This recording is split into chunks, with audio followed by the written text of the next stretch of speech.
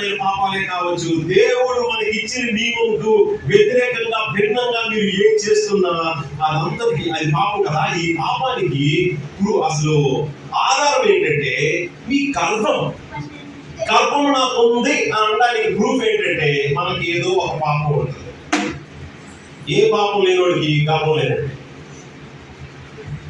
ఏ పాపం, ఏ రకమైన పాపం, చిన్నదో పెద్దదో, ఎంత అంతో లోపల బయట కనిపించదో గుర్తించలేమో, ఏ పాపం లేదు అంటే మీకు గర్భం లేదు. జీవితంలో మీ దగ్గర అవిధేయత ఉందంటే అవిధేయతకి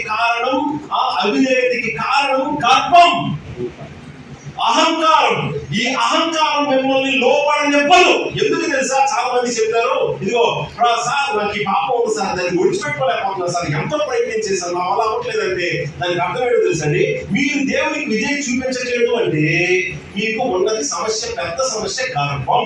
ఆ గర్భం కూడా ఎవరి మీద కాదు, దేవుడి మీద తిరగబడి మీ సొంతాన్ని మీరు ప్రేమించుకున్నంత మిమ్మల్ని ప్రేమించి సృష్టించి నడిపిస్తున్న దేవుణ్ణి మీరు ప్రేమించట్లేదు.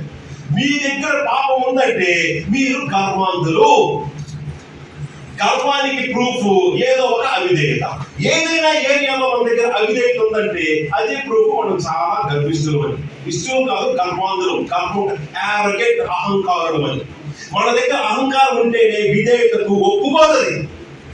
ఇది సాతాను దగ్గర కూడా చూస్తారు. దేవుడికి ఎందుకు లోపల విధేయత చూపించాలంటే నో, అది పోటీయే దేవుని మీద.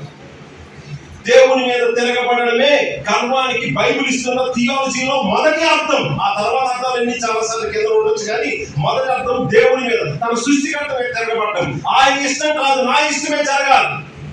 ఆయన ఇష్టం ఏంటో, మీ కుటుంబంలో ఎలా ప్రవర్తించాలో, ఎలా కుటుంబ జీవితాన్ని కట్టుకోవాలో, తల్లిదండ్రులకి పిల్లకాయలు పెట్టాలి, వీళ్ళందరూ అమ్మానానికి లోపడాలో, వాళ్ళ మాట వినాలో, వాళ్ళు చెప్పింది చేయాలి. అది కూడా ఏంటి, చచ్చినట్టు అబ్బా ఎప్పుడు చేస్తాడో, తినేస్తాడు నన్ను అన్నట్టు కాదు. భర్త విషయంలోనే, భార్య విషయంలోనే, అమ్మ విషయంలోనే, నాన్న విషయంలోనే. మీ టీచర్స్ అయినా మీకు మాట చెప్పారంటే మీరు వాళ్ళ మాట వినడం, దేవుని మాట వినడం. ఎవరి దేవుడు? అని పేరు యేసుక్రీస్తు. సంతోషం.